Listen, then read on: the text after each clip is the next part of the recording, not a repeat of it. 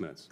Thank you very much, Mr. Chairman. Mr. Zatko, thank you for being here. Thanks for your testimony. Thank you. I want to make sure I got this straight. You've stated today and in your report that about 4,000 Twitter employees are classified as engineers. Is that right?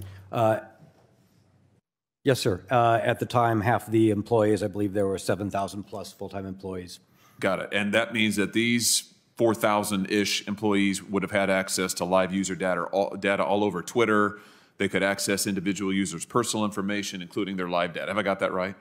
Yes, sir. If they so they would have access to the production environment. If they spent the time to meander around and look around, they would find that they could access these large troves of data, including geolocation data. Did you testify to that earlier today?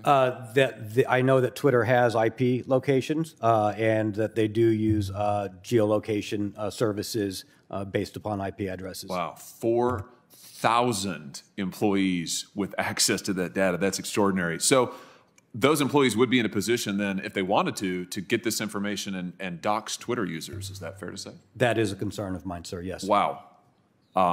That's a significant concern. 4,000 people with the ability to dox individual users who pick up the phone and use Twitter. That's extraordinary. Have you ever seen it happen?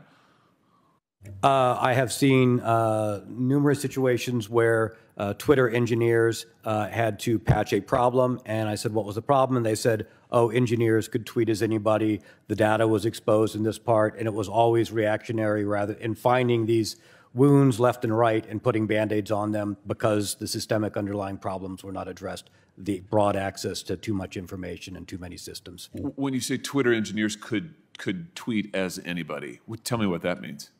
That meant a Twitter engineer understanding how the running systems and the data flows were operating could then access and inject or put forward information as I mentioned in my oral statement, any of the senators sitting here today. And have you ever seen that happen? Not directly.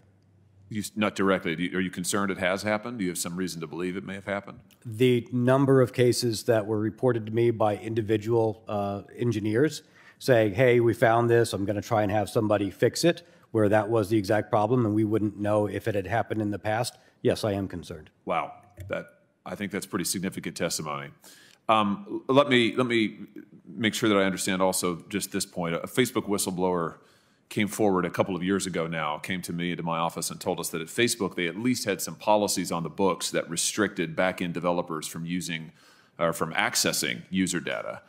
Now, whether or not those policies were ever followed, who really knows? But is it your testimony to me that Twitter had no similar policies in place that would have restricted these 4,000 engineers from accessing user data in this way? Not technical enforcement, technical policies that were enforced. I did see basic policies such as, hey, you're not supposed to access inappropriate systems, but I also saw policies saying that your work laptops should only run in the following setups, and I was aware that I don't believe any of the laptops were in compliance with those policies. None of the laptops? Based upon the policy that I read, I do not believe any of the laptops were in compliance with that security policy. Zero in compliance with their policy. That's extraordinary. Let me ask you about this. That same Facebook whistleblower told us a couple of years ago now that Twitter's content moderation staff routinely collaborated with content moderators at Facebook and Google. Is that true to your knowledge? Do you have any information about that? That would be in a team under counsel, and I wouldn't have firsthand knowledge of that. Are you aware of any Twitter policies that would have prohibited coordination on content moderation between Facebook, Google, and Twitter? Not to the best of my knowledge, I am not aware. Okay, so it's eminently possible, is what you're saying. Yes, sir. Let me ask you about this. Are you aware of any communications regarding content moderation with Twitter staff and the United States government in your time at the company? I'm familiar of the conversations that happen through Department of Homeland Security, the traffic light protocol, where there are messages sent out to organizations about threats that maybe the FBI or other organizations had insight into. So earlier this year, documents that we obtained from a different whistleblower at the Department of Homeland Security exposed that the disinformation board that the Department of Homeland Security set up, that first on the disinformation board's list of companies to meet with was Twitter. and they had an extensive memo, which, by the way, is public information now. We've released it. You can go and look at it. But they had a memo prepared with notes for this meeting with Twitter, talking about cooperation in content moderation and, frankly, in monitoring Americans' speech. And now we know that thousands of Twitter employees have access to that. This was all in these documents. I guess my question to you is, and I know you weren't in those meetings, but why do you suppose that the Disinformation Board had Twitter first on the list of entities to come to talk about coordinating, monitoring American speech? I can't opine on that, but I can say that Twitter is a tremendously influential platform, and we do know that there are information operations being run on Twitter.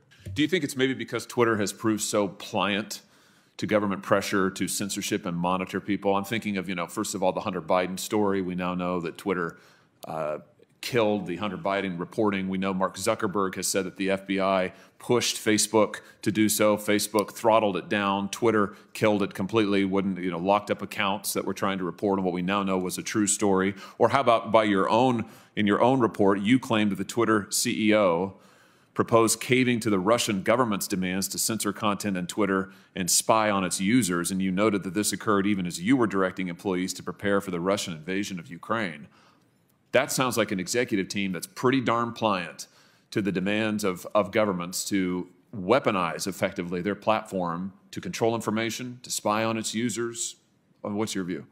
I wasn't there when the Hunter Biden issue happened, and I don't have any information on that. I wasn't briefed into it or involved in any of the investigations.